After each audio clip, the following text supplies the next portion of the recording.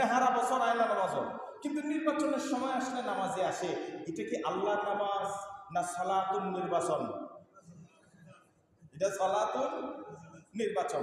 তবে হ্যাঁ, এমনি একটা লোক দায়মি নামাজি, নির্বাচনের সময় তার নামাজি, ও নির্বাচনের সময় নামাজি, সব সময় নামাজি, ওই নামাজটা আবার আলাদা ভিন্ন বিষয়। তো শিরকি আকবার হচ্ছে যারা প্রকাশ্যে আল্লাহর সাথে শিরিক করে, ডাইরেক্ট মাজারে গিয়ে সেজদা দেয়, ডাইরেক্ট মাজারে গিয়ে আল্লাহর কাছে না চেয়ে বাবার কাছে চায়, এগুলা হচ্ছে শিরকি আকবার।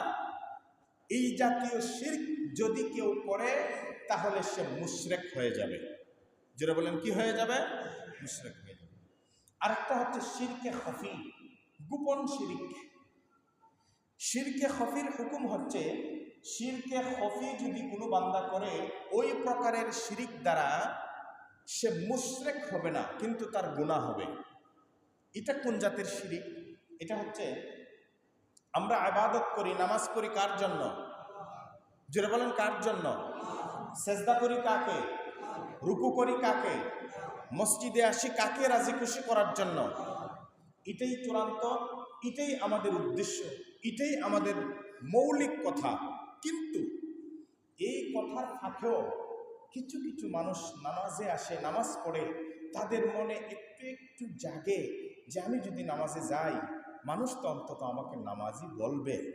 এই যে আপনার আল্লাহর জন্য নামাজ পড়তেছেন, কিন্তু মনের মধ্যে যে মানুষকে দেখাবার ন্যূনতম একটু কল্পনা আপনার মনে জাগ্রত হয়েছে, ওইটাও এক প্রকারের শিরক, যেটা হচ্ছে শিরকে খফি, গোপন শিরিক, বা শিরকে সুগরা, ছোট শিরিক।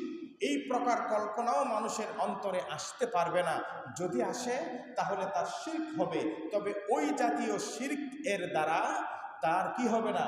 সে মুশরিক হবে না। তবে হ্যাঁ, তার যদি টোটাল কল্পনা থাকে আমি নামাজে যাচ্ছি, নির্বাচন আইসে সামনে, তখন একটু পাঞ্জাবি না পড়লে তো হয় না, টুপি টাপি না লাগাইলেও হয় না, নামাজে আইলেও এমনি হারা বছর আয় না নামাজ, কিন্তু নির্বাচনের সময় আসলে নামাজে আসে।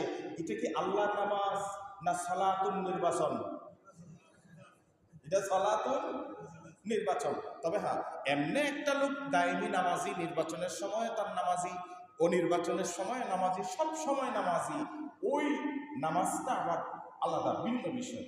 কিন্তু কেউ যদি উদ্দেশ্য করে, উদ্দেশ্য প্রণোদিতভাবে সিজনাল নামাজ পড়ে, সিজনাল রোজা রাখে, সিজনাল টুপি পরে, পাঞ্জাবি পরে, ওই যে বন্দেগিটা করতেছে, ওই বন্দেগিটা সে আল্লাহর জন্য করতেছে না, নির্বাচনের জন্য করতেছে, নিজেকে সাধু সাজাবার জন্য। সারা জীবন সুদ ঘুষ খায়া এখন রিটায়ারমেন্টে চলে আসছে। হ্যাঁ, ফাফ কি আর সারা জীবন করা যায়? অজুত কি আর সারা জীবন চলে? শেষ বয়সে আইসা হজ টস কইরা এখন মুসল্লি সাজছে, হে আল্লাহরে খুশি করে না, সারা জীবনের গুণাগালি দিতেছি। এখন জিগাইলে হয় না ভাই, তা সারা সারা জীবন কি আর চলে? এখন কি আর এই দিন রইছে নি? এখন মরণের ডাক আইছে, হজ করে এখন একটু আল্লাহওয়ালা হয়ে যায়। অথচ হজ করছে ঘুষের টাকা দিয়া, হজ করছে সুদের টাকা দিয়া। এই হজ আর এই কুরবানি আর এই ইবাদত আর এই বন্দেগী, এটাও এক প্রকারের শিরক, এটা এক প্রকারের শিরক। সে এগুলা করতেছে আল্লাহর জন্য না, নিজেকে সাধু সাজাবার জন্য, অথবা নিজের পাপ মোচন করার জন্য। এটা হচ্ছে শিরক। এই শিরক শয়তানের সবচেয়ে বড় একটা ফাঁদ। এই শিরক থেকে আমাদেরকে বেঁচে থাকতে হবে। আল্লাহ যেন আমাদেরকে কবুল করে বলি আমিন।